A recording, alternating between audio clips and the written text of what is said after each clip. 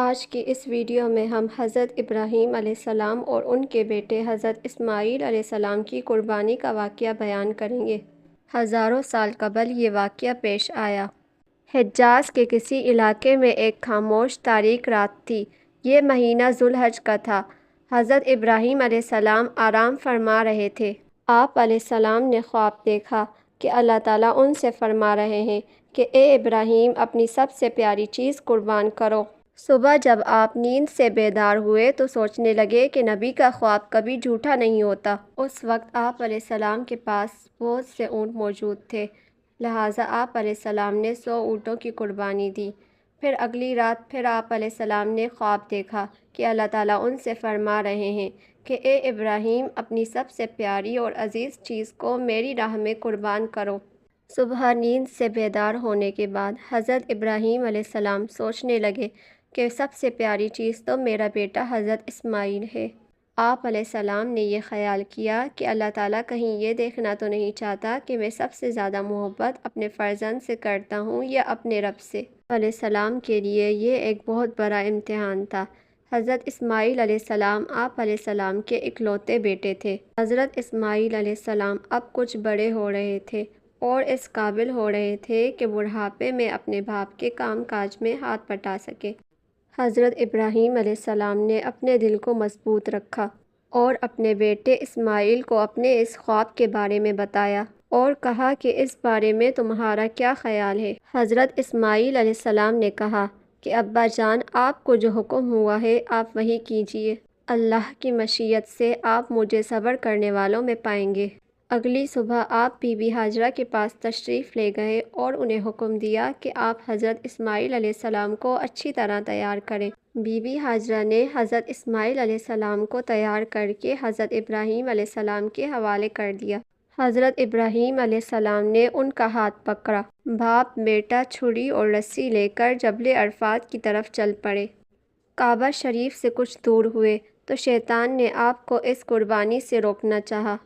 سب سے پہلے شیطان بی بی ہاجرہ کے پاس آیا اور کہنے لگا کہ حضرت ابراہیم علیہ السلام حضرت اسماعیل علیہ السلام کو ذبح کرنے کے لیے لے گئے ہیں۔ بی بی ہاجرہ نے کہا، یہ کیسے ہو سکتا ہے کہ باپ اپنے بیٹے کو ذبح کرے؟ شیطان بولا کہ حضرت ابراہیم علیہ السلام کو اللہ تعالیٰ کی طرف سے حکم ملا ہے کہ حضرت اسماعیل علیہ السلام کو قربان کرو۔ بی بی ہاجرہ نے کہا کہ اگر یہ اللہ تعالیٰ کا حکم ہے تو میں اور میرا بیٹا اس پر راضی ہیں۔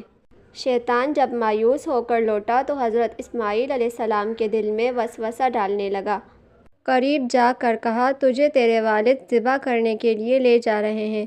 شیطان نے کہا کہ وہ سمجھتے ہیں کہ اللہ نے انہیں ایسا کرنے کا حکم دیا ہے۔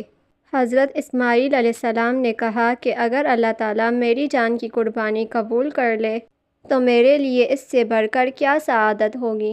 اس کے بعد شیطان نے حضرت ابراہیم علیہ السلام کے دل میں وسوسہ ڈالنا شروع کر دیا۔ حضرت ابراہیم علیہ السلام اللہ کے خلیل تھے۔ وہ فوراً پہچان گئے کہ یہ کارنامہ شیطان کا ہے جو آپ کو اس عظیم قربانی سے روکنے کی کوشش کر رہا ہے۔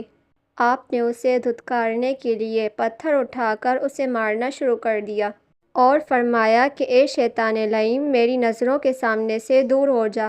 اللہ تعالیٰ کو حضرت ابراہیم علیہ السلام کا یہ عمل اتنا پسند آیا کہ قیامت تک حج کرنے والے حاجیوں کے لیے حکم فرما دیا گیا کہ میرے پیارے خلیل کی سنت کو زندہ رکھنے کے لیے اس مقام پر شیطان کو 7 کنکریاں ماری جائیں۔ حضرت ابراہیم علیہ السلام حضرت اسماعیل علیہ السلام کو لے کر پہاڑ کی اونچی چوٹی پر پہنچے اور آپ کو لیٹنے کی ہدایت دی تو حضرت اسماعیل علیہ السلام نے فرمایا کہ ابا جان، میں پیشانی کے بل لیٹتا ہوں تاکہ آپ کا چہرہ مجھے نظر نہ آئے، اور آپ بھی اپنی آنکھوں پر پٹی باندھ لیں تاکہ جب آپ مجھے ذبح کر رہے ہوں تو میری محبت اللہ تعالیٰ کی محبت پر غالب نہ آ جائے۔ آپ علیہ السلام نے حضرت اسماعیل علیہ السلام کے مشورے پر عمل کیا اور جب حضرت اسماعیل علیہ السلام لیٹ گئے تو آپ نے اپنی پوری قوت کے ساتھ چھری کو حضرت اسماعیل کی گردن پر پھیر دیا۔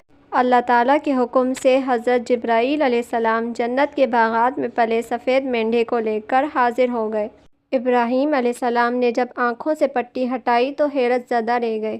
بیٹے کی جگہ ایک حسین مینڈا ذبح ہوا پڑا تھا، جبکہ اسماعیل علیہ السلام قریب کھڑے مسکرا رہے تھے۔ اسی اثنا میں غیب سے آواز آئی کہ اے ابراہیم، تم نے اپنا خواب سچ کر دکھایا۔ بے شک ہم نیکی کرنے والوں کو ایسا ہی بدلہ دیا کرتے ہیں۔ اللہ تعالیٰ نے حضرت اسماعیل علیہ السلام کی جان بخش دی۔